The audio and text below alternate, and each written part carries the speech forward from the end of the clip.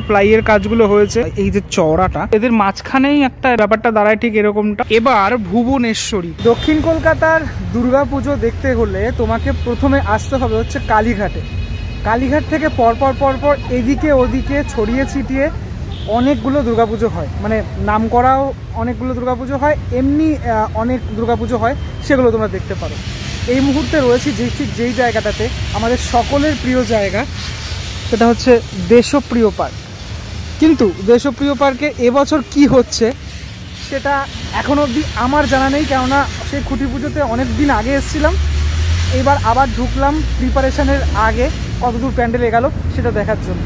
মাঠে তো ঢুকবোই, ঢুকে তোমাদেরকে প্যান্ডেলটা তো দেখাবোই, কিন্তু তার আগে একটুখানি দেখে নিই ওনাদের যে এবছরের ব্যানার, সেই ব্যানারটা। এই হচ্ছে এবছরের দুর্গাপুজোর ব্যানার, যেখানে লেখা রয়েছে এবার ভুবনেশ্বরী দেশপ্রিয় পার্ক দুর্গোৎসব 2024, সমগ্র ভাবনা ও সৃজনে গোবিন্দগিরি। গোবিন্দগিরি শেষ লাস্ট ইয়ারের কাজও আমরা দেখেছিলাম গোবিন্দগিরি। আর একটা জিনিস লক্ষ্য করলাম, এই ব্যানারটার মানে একদম পিছনে ব্যাকগ্রাউন্ডে দেখা যাচ্ছে একটা মন্দির, ঠিক আছে, মানে মন্দিরই দেখা যাচ্ছে, বিভিন্ন যে স্তম্ভগুলো মন্দিরের সেটা দেখা যাচ্ছে। সম্ভবত এই যে প্যান্ডেলটা হচ্ছে এটাও কোনো মন্দির। কলকাতায় কিছুদিন আগে বৃষ্টি হয়েছে, তাই জন্য এই মাঠটা কাদা রয়েছে। আমি প্রত্যেক বছরই এই দুর্গাপুজোর সময় যে বৃষ্টিটা হয়, সেই বৃষ্টির জন্য মাঠটা টোটালটা কাদা থাকে। এইখানটাতে আমরা জানি যে মানে বাঁশের ব্যারিকেড দিয়ে জিগজ্যাগ লাইন থাকে, যদিও সেটা এবছর থাকছে কি থাকছে না এখন অবধি কনফার্মেশন নেই, তবে প্রতি বছর থাকে, সম্ভবত এবছরও থাকবে। এখান থেকে প্যান্ডেলটা ঠিক কেমনটা লাগছে আমি তোমাদেরকে একটুখানি দেখাই। হ্যাঁ, এই হচ্ছে একদম ফ্রন্ট, একদম সামনের অংশটা। তো সামনের অংশটা দেখে যতটুকু বুঝলাম, হাইট এবছর দেশপ্রিয় পার্কের কমে গেছে। এবার সেটা কি, মানে এই যে আর্কিটেকচারটা হচ্ছে, যে স্থাপত্যটা হচ্ছে, সেটার হয়তো সেটার হাইট অনুসারে কমেছে, সেটা হতে পারে। বা মানে এই টোটাল যে বাঁশের খাঁচাটা সেটা আরও উঠবে নাকি সেটা আমার জানা নেই। কিন্তু এই মুহূর্তে দাঁড়িয়ে যা আমি দেখতে পাচ্ছি, পুজোর আর তো বেশি দিন বাকি নেই, 20-25 দিন মতো বাকি রয়েছে। হ্যাঁ, খাঁচা আরও উঠে যাওয়ার কথা, মানে এই টোটাল এই বাঁশের স্ট্রাকচারটা আরও উঠে যাওয়ার কথা।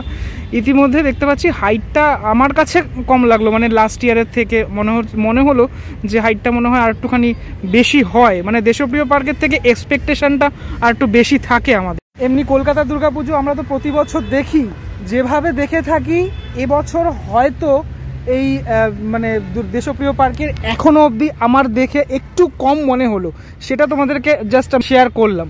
এই মাঠে এই মুহূর্তে বাচ্চারা ঘুড়ি টুড়ি ওড়াচ্ছে। তো আমি এই যে মানে টিনের ব্যারিকেডটা দেওয়া রয়েছে, এই দিক থেকে গিয়ে প্রবেশ করে একটু দেখাবো যে সামনের অংশটুকু কতদূর এগালো সেটা, কিন্তু তার আগে একটুখানি আমি এগাবো। এই যে পিছনের অংশটা, মানে যে ব্লু কালারের, নীল কালারের যে প্লাস্টিক দেওয়া, এটা হচ্ছে তোমার মণ্ডপের অংশটা। আর সামনের যে এই যে বাঁশগুলো দেখতে পাচ্ছ, সেই বাঁশগুলোতে মানে এই যে মন্দির বা যাই হোক না কেন, যেই স্থাপত্যটাই দেখে তো আমার মন্দিরই মনে হচ্ছে, কেননা এই প্লাইয়ের কাজগুলো, সামনের এই পোর্শনগুলোতে যে প্লাইয়ের কাজগুলো হয়েছে, সেগুলো দেখে আমার মন্দিরের স্টাইলই লাগছে এটা। এবার ভুবনেশ্বরী, এবার দেখা যাক ভুবনেশ্বরী বলতে ঠিক কি বোঝাতে চেয়েছেন শিল্পী গোবিন্দগিরি, সেটা তো আর কিছুদিনের মধ্যে আমরা দেখতে পাবোই। এইগুলোতে প্লাইয়ের কাজ অলরেডি লেগে গেছে, একটা লেয়ার, দুটো লেয়ার আমি দেখতে পাচ্ছি প্লাইয়ের লেগে গেছে। ওপরের অংশটাতে আরও কাজগুলো বাকি রয়েছে। আমার মনে হচ্ছে খাঁচাটা আর একটু উঠবে, কেননা এই যে এই বাঁশগুলোর জন্য মনে হলো দেখে। এটা আরও কিছুদিন গেলে বোঝা যাবে ব্যাপারটা, আমি যদি সময় পাই তো আরও কিছুদিন আসবো। চলো এবার সামনের দিকে এগানো যাক। সাইড অ্যাঙ্গেল থেকে যদি দেখাই, আমি এই সাইডে ঠিক, তাহলে বিষয়টা দাঁড়ায় ঠিক এরকমটা, ঠিক আছে, এরকম গোল গোল টাইপের কিছু দেখতে পাচ্ছি এখানে। হ্যাঁ, মানে যে ব্যাপারটা বানানো হচ্ছে সেটা এরকম গোল গোল টাইপের, এবং এই সাইডেও বিষয়, মানে এটা ফ্রন্ট আর এটা সাইডেও এই জিনিসটা থাকছে। প্যান্ডেলের একদম সামনে চলে এসেছি, ওয়াইডলি দেখাই ব্যাপারটা।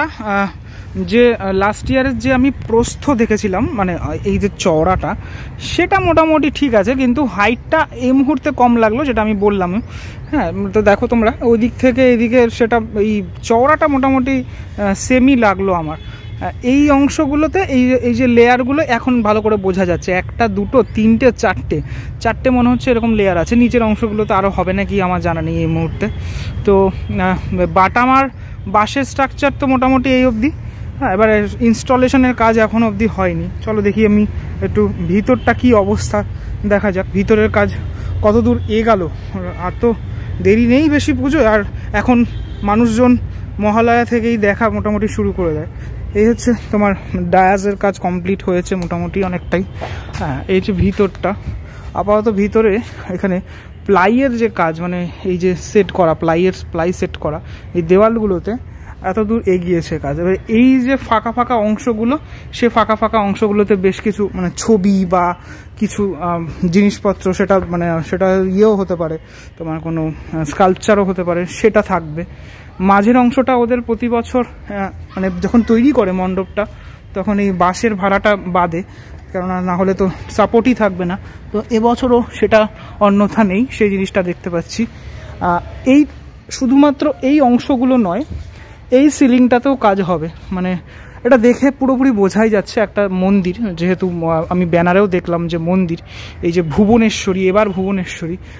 আমার মনে পড়ছে, আমি বেশ কিছু মাস আগে চন্দননগরে এই ভুবনেশ্বরী মায়ের একটা পুজো হয়, সেটা আমি দেখতে গেছিলাম। আমি জানি না যে এই ভুবনেশ্বরী মায়ের অন্য কোনো জায়গায় আরাধনা হয় নাকি, যদি কেউ জেনে থাকো আমাকে কমেন্ট করে জানিও। সেটা কি তুলে ধরা হচ্ছে এবছর দেশপ্রিয় পার্কের এই টোটাল মণ্ডপে, সেটা এই মুহূর্তে আমার কাছে স্পষ্ট নয়। প্যান্ডেলের একদম টপে চলে যাই, টপে দেখতে পাচ্ছি এদের মাঝখানেই একটা এরকম বিশাল ঝাড় থাকে, এবং 1 2 3 4 চারটে এরকম ছোট ছোট ছোট ছোট স্পেস রয়েছে, যেখানে এই ধরনের এই যে প্লাইয়ের কাজ হয়েছে। এবং অবশ্যই এইগুলো যদি ভালো করে ফলো করো, এখানে কিন্তু এই ঝাড় থাকছে, মানে সেটা দেখে মোটামুটি একটু আন্দাজ করা যাচ্ছে এই অংশগুলোতে। প্রত্যেকবার মোটামুটি আমরা দেখি যে এখান থেকে আমরা ঢোকার পরে এই লাইনটা যায় এদিকে, মানে প্রবেশ পথ, এন্ট্রি কিন্তু এটা থাকে না, এন্ট্রি থাকে এটা ভিভিআইপি এন্ট্রি থাকে মেবি। তো এদিক থেকে আমরা প্রবেশ করার পর মায়ের দর্শনটা করি। প্রচুর ভিড়ভাড়টা এই জায়গাটাতে থাকে, এই অংশটাতে থাকে, এবং তারপর এক্সিট করে যাই এদিক থেকে। এখানটা পুরোপুরি ব্যারিকেড দেওয়া থাকে। আমি যদি লাস্ট ইয়ারের কথা বলি, লাস্ট ইয়ারেও যখন এসেছিলাম সে জিনিসটাই আমি খেয়াল করেছিলাম। তো ওপরের এই সেকশনটা আলাদা একটা সেকশন, এই নিচের এই সেকশনটা আলাদা একটা সেকশন, ঠিক আছে, যেভাবে তৈরি হচ্ছে।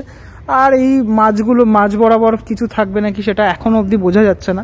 আপাতত তো মণ্ডপের ভিতরের অংশে আমি দেখতে পাচ্ছি যে বাঁশের কাজ এই অবধি হয়েছে, আর কি বেশ কিছু প্লাই এনে রাখা রয়েছে। সে প্লাইয়ের কাজগুলো যখন হবে, আরও তো প্লাইয়ের কাজ বাকি রয়েছে। ওপরটা মোটামুটি বলা যেতে পারে একটা জায়গায় এসছে।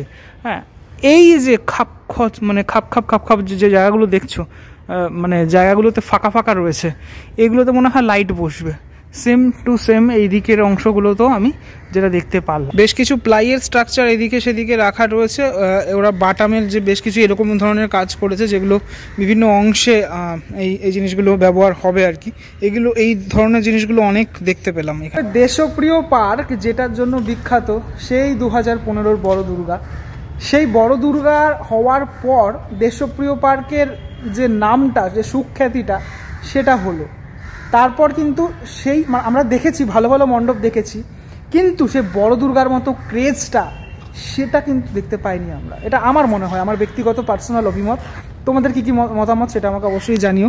আমি দেখেছিলাম দেশপ্রিয় পার্কের বড় দুর্গা দেখেছিলাম, মানে মারাত্মক আকারের যে হয়েছিল, যে ক্রেজ ছিল, সেটা অনেকেই দেখতে পায়নি, কেননা বন্ধ করে দেওয়া হয়েছিল, কেননা এত বড় ব্যাপারটা ছিল আর কি। এই পিছনের যে অংশগুলোতে এখানে অস্থায়ীভাবে একটা এরকম করা থাকে, প্রতি বছরই এখানেই শিল্পীরা মানে কাজ করে থাকেন। এখানে মাতৃ প্রতিমা থাকে এই জায়গাটাতে, আর এখানকার যে মাতৃ প্রতিমা, এবছরও দেশপ্রিয় পার্কের মাতৃ প্রতিমা করছেন ভাস্কর শ্রী প্রদীপ রুদ্র পাল। তাহলে প্যান্ডেলের ভিতরের সারাউন্ডিংস যে এলাকাটা টোটালটা যদি আমি দেখাই এই মুহূর্তে, তাহলে ব্যাপারটা দাঁড়ায় ঠিক এরকমটা। ওদের প্যান্ডেলটা প্রতি বছর বেশ এরকম বড়োভাবেই তৈরি হয়, কেননা মাঠটা যেহেতু পেয়ে থাকে। আমি আবারও বাইরেটা একটুখানি আসলাম, মানে এই যে এই জায়গাটা থেকে আমরা এন্ট্রি করি মণ্ডপের ভিতরের অংশটাতে। তো এখান থেকে প্রবেশটা করে পুরোপুরি লাইনটা থাকে এরকম থাকে, তারপর প্রবেশ করি। যার যার মনে পড়ছে আমাকে কমেন্ট করে জানিও, ঠিক আছে। আর খুঁটি পুজোটা তো হয় এই জায়গাটাতেই, মেন প্রোগ্রামটা পুজোটা হয় এই যে অংশটা, এই জায়গাটাতে হয় পুজোটা। এই কোনাকুনি অ্যাঙ্গেল থেকে মণ্ডপটা দেখতে খানিকটা এরকম লাগছে, মানে আমি তো সামনে থেকে দেখালাম, এটা তো তোমার ফ্রন্ট, এখানে দাঁড়িয়ে দেখালাম। এখান থেকে দেখতে কিন্তু বেশ ভালো লাগছে, মানে এইদিকে একটা এরকম, ওই দিক থেকে দেখতেও সেম লাগবে। হ্যাঁ, এরকম একটা মন্দির বা কিছু স্থাপত্য আমরা দেখতে চলেছি এবছর। তবে মানে হাইটের ওপরে, উচ্চতার ওপরে মানুষজন একটুখানি আমার মনে হয় বেশি ভালোবাসা রয়েছে। দেশপ্রিয় পার্কের এবছরের প্যান্ডেলটা আর কতটা উঁচু হয় সেটা আর সময়ের অপেক্ষা, সময় যত এগাবে তত আমরা বুঝতে পারি। পুজোর তো মোটামুটি আর বেশি দিন বাকি নেই, তো তার মধ্যে আবার যদি আসতে পারি দেশপ্রিয় পার্কে তো দেখাবই। কার কার পুজোর শপিং হয়ে গেছে সেটা আমাকে কমেন্ট করে জানাতে পারো। দেশপ্রিয় পার্কের এই মুহূর্তে যে পরিস্থিতি সেটা তোমাদেরকে দেখালাম, আমার যে মানে ধারণা সেটা আমি তোমাদেরকে এই ভিডিওর মাধ্যমে ব্যক্ত করলাম, তোমাদের কমেন্টের মাধ্যমে তোমাদের অভিজ্ঞতা শুনতে চাই। চলো পরবর্তী ব্লগে দেখা হচ্ছে খুব শিগগির, ততক্ষণের জন্য বিরতি নেবো। ভালো থেকো সবাই, টাটা।